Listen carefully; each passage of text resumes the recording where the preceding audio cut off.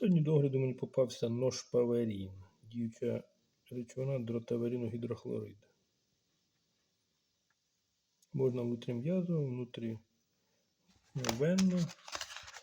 Застосовується при спазмах гладкої мускулатури, тобі ж желудочно-кишечний тракт, печінка, почки, коліки.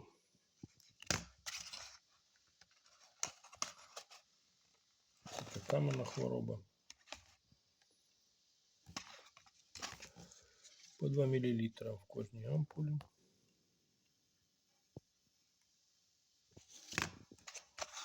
Зроблено в Україні.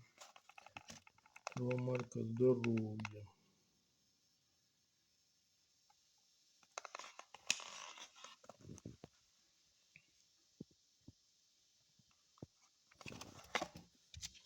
Такі препарати.